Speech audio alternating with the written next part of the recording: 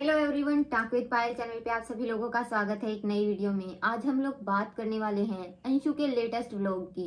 तो देखिए गाइज, अंशु ने जो अपना लेटेस्ट व्लॉग डाला वो पूरा का पूरा सपना के लिए है।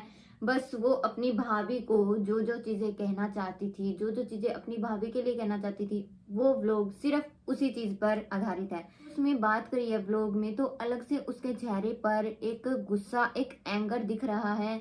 और बहुत सारे लोगों ने भी ये कमेंट किया है कि अंशु के फेस पर अब एक घमंड दिखने लगा है। वो घमंड की उसको अच्छी अर्निंग हो रही है यूट्यूब चैनल से, तो उसके चेहरे पर अब वो घमंड दिखने लगा है।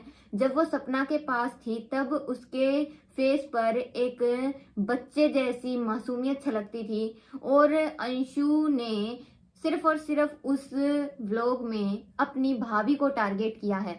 अंशु ने कहा कि भाभी ने जो है, सपना ने अंशु को जो ज्वेलरी दी थी, उसकी जो चेन, पायल, अंगूठी, जो भी चीजें दी थी, तो वो सिर्फ इसलिए दी थी क्योंकि वो उससे रिश्ता तोड़ना चाहती थी। अंशु का कहना है कि सपना ने अंशु को जो वो सारी चीजें वहां खेत के रास्ते पर जाकर, वहां पर, क्योंकि घर पे तो इन्हें मिलने नहीं दिया गया, घर पे आने के लिए मना था, तो फिर वो खेत में मिले। और तब इनको जो है, सपना ने जो अंशु को सारी चीजें लौटा रही थी, तो अंशु का कहना है कि सपना उसी दिन वो रिश्ता खत्म कर रही थी अपनी ओर से ना, जो है अंशु से उस दिन रिश्ता खत्म कर रही थी अपना। तो के बाद सपना ये व्लॉग जो नहीं डालती सोशल मीडिया पर कि जब अंशु की शादी हो जाए तब आप लोग उसे रोक कर दिखाना।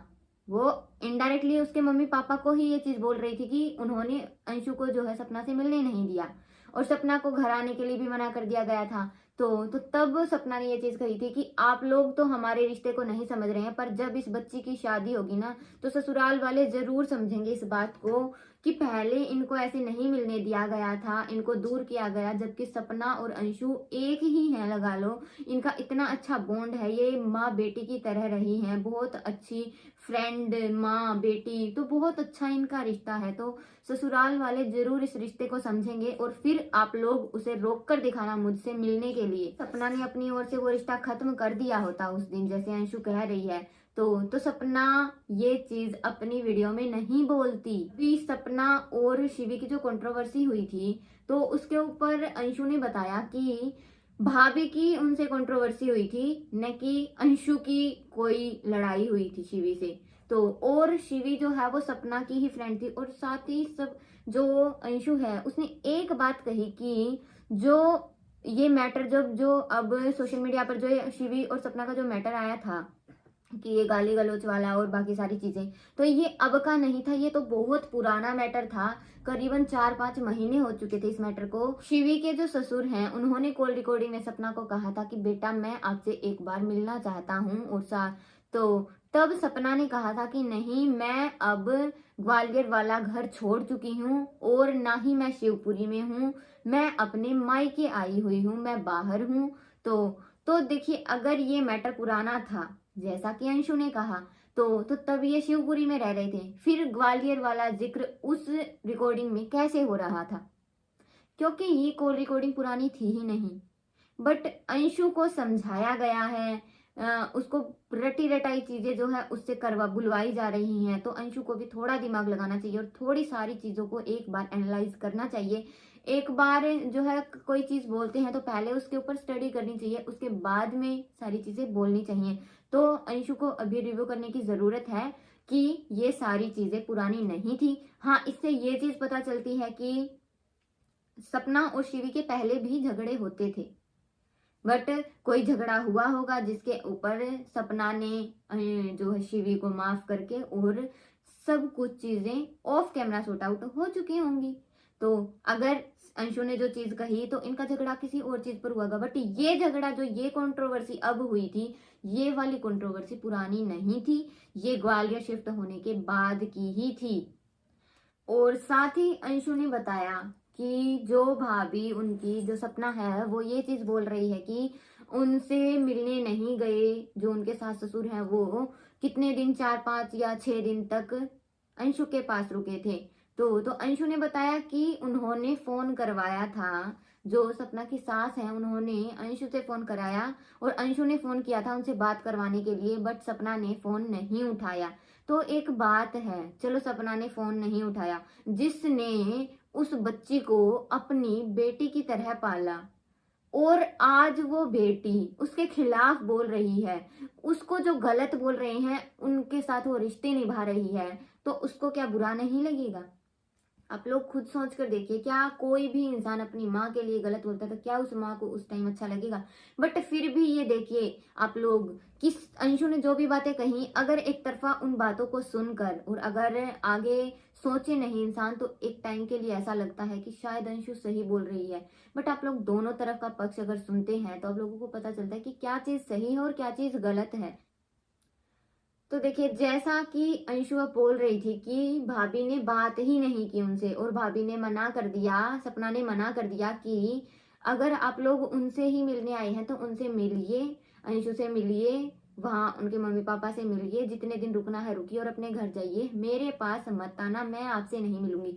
तो एक बात है कि अगर उन्होंने बात ही नहीं की तो उन्होंने ये चीजें कब बोली, और अगर उन्होंने बात की और ये बात बोल ली अगर उन्होंने, तो फिर उसके बाद में भी सपना के जो सास ससुर हैं वो तो गए थे मिलने और वो उनसे मिली भी हैं। तो अब सपना अगर अंशु को बेटी ना मानती और अगर उससे सच्चा प्यार ना करती, तो क्या सपना अपने व्लॉग में ये बात बोलती? सपना जब लाइव आई तो सपना ने एक बार भी अंशु को ब्लेम नहीं किया। उसने यही कहा कि गलती अंशु की नहीं है, गलती उसके माहौल की है, उसकी संगत की है, उसे सिखाया जा रहा है ऐसा। वो अपने मम्मी पापा की सारी बातें सही लग रही हैं और वो इतना टाइम से उनके पास रह रही है, अब करीबन 1-1.5 महीना हो गया। तो वो उनकी साइड जैसे वो सिखा रहे हैं वैसा वो कर रही है। साथ ही सपना ने बोला कि बेटा तू अपनी पढ़ाई पर ध्यान दे, इन चीजों के चक्कर में पढ़ ही मत। मैंने एक बार भी अंशु को टारगेट नहीं किया, बट अंशु ने जो वीडियो बनाई, जो अभी लेटेस्ट व्लॉग अंशु ने डाला था, उसमें उसने हर जगह सिर्फ वो पूरा व्लॉग ही अपनी भाभी को टारगेट करके ही बनाया गया था। भाभी को गलत प्रूफ किया गया था हर बात में, जबकि सारी बातें झूठी और गलत हैं। अब अंशु को वो चीजें समझाई हैं या फिर वो खुद इतनी इंटेलिजेंट है, वो तो वही जाने। बाकी वो सारी चीजें गलत हैं। अब आप लोगों ने भी देखी ये बातें, तो कि हर चीज बेबुनियाद है।